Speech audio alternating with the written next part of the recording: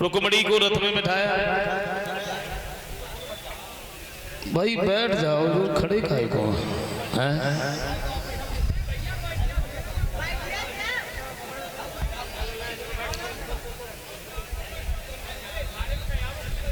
इधर धूप में काय को बैठते हो भाई, बहुत सारा पंडाल खाली पड़ा है उधर,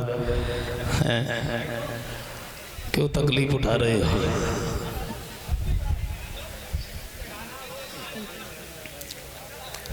समझाया है। एक कहने लगा हम लोग यहाँ काय को खड़े?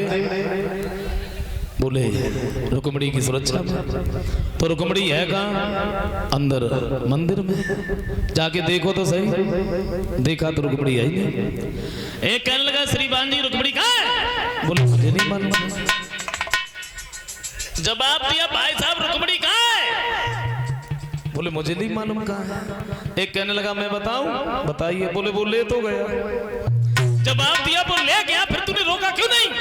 वो बोलो हमने सोची जोड़ी बड़ी अच्छी है, ले जाने दो, होगा फिर बाद में देखा जाएगा।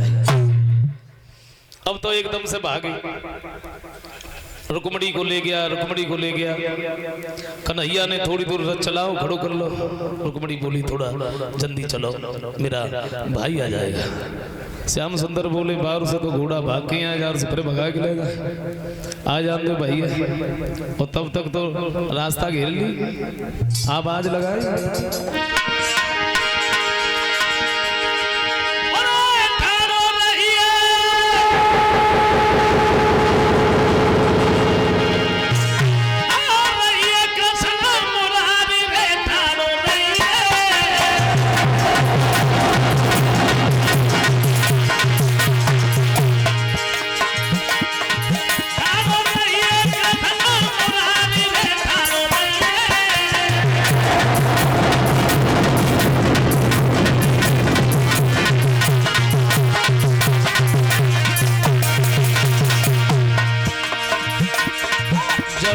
अभी तक तो माखन चुराता रहा, ये धंधा भी शुरू कर लिया।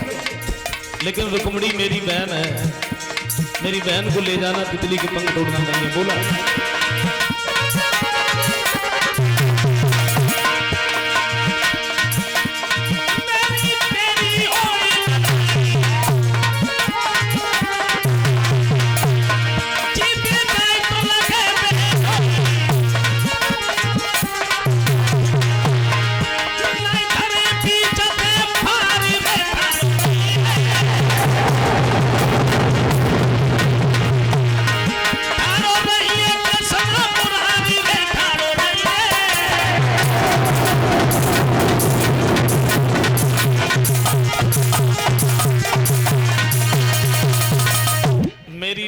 ले जाना, कोई तितली के पंख तोड़ना नहीं है। मेरा तेरा मल्ल युद्ध होगा, अगर तू जीत गया तो हमारी बहन को ले जाना। श्याम सुंदर रथ से उतर के चले तो रुक्मणी ने हाथ पकड़ लिया, कहाँ जा रहे हो? कन्हैया कहते हैं तुम्हारा भाई हमें युद्ध के लिए ललकार रहा है और हम तुम्हारे नजदीक बैठे रहे, ऐसा हो सकता है? बोले मेरे भाई के सामने ना जाओ। क्यों ना जाओ?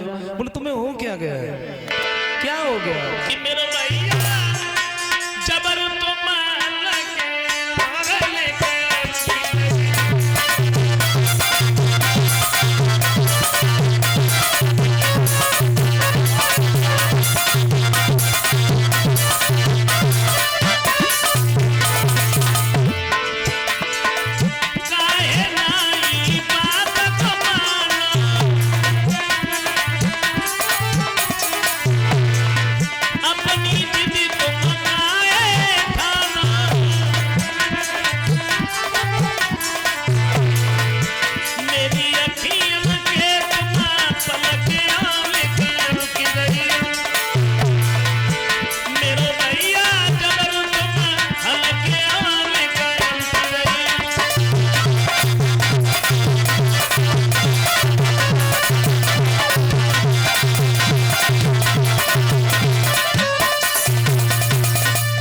श्याम सुंदर ने कोई बात ही नहीं मानी है। रथ से उतर के जब गए कन्हैया में और रुकुम में मल्ल युद्ध हुआ।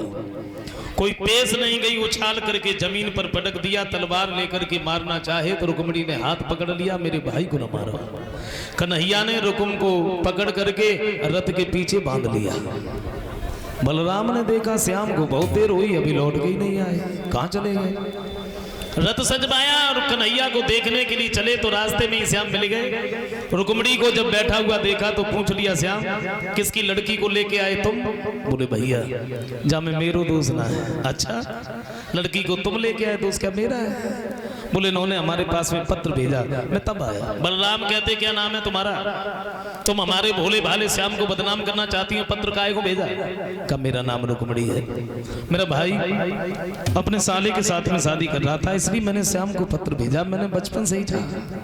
बोले अगर ऐसी बात है तो तुम बिल्कुल भी चिंता मत करो, तो हम तुम्हारे भाई को जीवित नहीं छोड़ेंगे।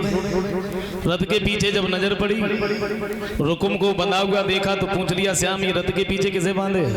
कन्हैया बोले बस भैया जी तो साले साहब हैं, मैं तो रुक्मिणी बीच में आएगी ना साले में तो मसाले भर के छोड़ दे। बोले ऐसा करो इसे जाने दो, छोड़ दिया। रुकुम जो था पहुंच गया शिशुपाल के नजदीक, बोला दूल्हा बने बैठे रहो, शादी किसके साथ में करोगे? रुक्मिणी को तो कृष्ण ले गया, भागे, रास्ता घेर ली। बलराम कहते हैं श्याम रुक्मिणी को छोड़ करके तुम कहीं नहीं जाना, ये सेना मेरे लिए ज्यादा नहीं है। हाथों में हल मूसल को उठा लिया, जितनी भी सेना थी सबको मार दिया और ये दोनों अपने प्राण बचा करके वहां से भाग गए। महाराज भीष्मक को जब ये मालूम हुआ श्याम और बलराम आए, बड़े आदर सम्मान के साथ में इन्हें घर पर ही बुलवाया और बड़े धूमधाम से इनका विवाह हुआ।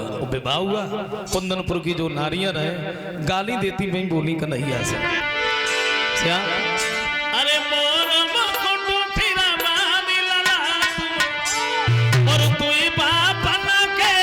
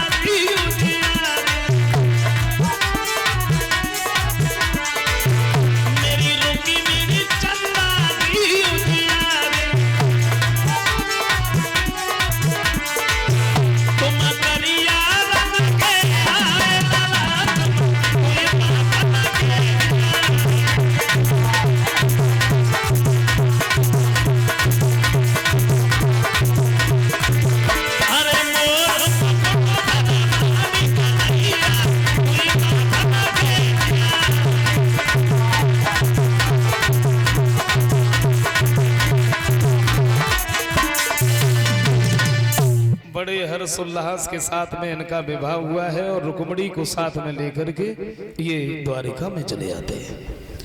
श्री सुखदेव जी समझाते हैं कि राजन श्याम सुंदर का पहला विवाह इस तरह से हुआ, अब आइए गौर करते इनका दूसरा विवाह कैसे हुआ। और कन्हैया के एक नहीं अनेकों विवाह हुए थे।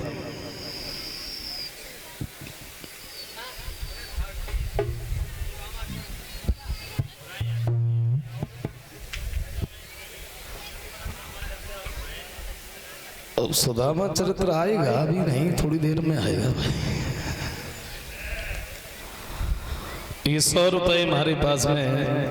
राजकुमार यादव पूर्व क्षेत्र पंचायत सदस्य है, जो नगरिया भूरी के रहने वाले हैं।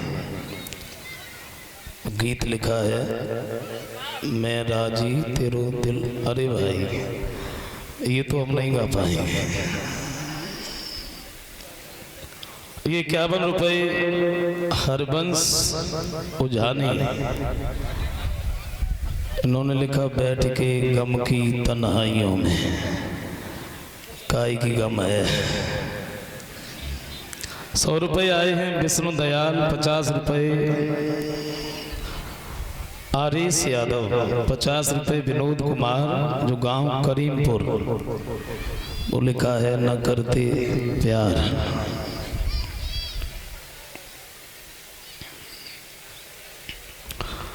और ये 21 रुपए श्रीमान अवनीश यादव, भावी प्रत्याशी समाजवादी पार्टी जो 117 विधानसभा दातागंज, इनकी तरफ से अवनीश यादव भावी प्रत्याशी जो समाजवादी पार्टी के 117 विधानसभा दातागण, हमारे पास में जो 21 रुपए आए हैं अवनीश यादव जी की तरफ से। भगवान हमेशा धन दौलत से भंडार भरता रहे, समाज में सम्मान बनता रहे और सारे क्षेत्रवासियों का आशीर्वाद भी बनता रहे। हाँ।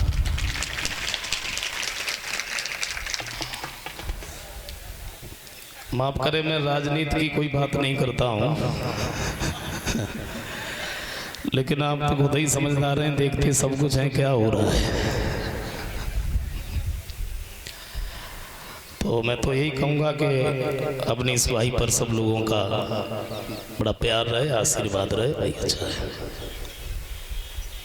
अब आइए एक लाइन का छोटा सा कीर्तन बोल लेते हैं, फिर आगे की कथा सुनते हैं। सब लोग बोलेंगे बड़े प्यार से। गोपियां कहती हैं श्याम सुंदर के बारे में,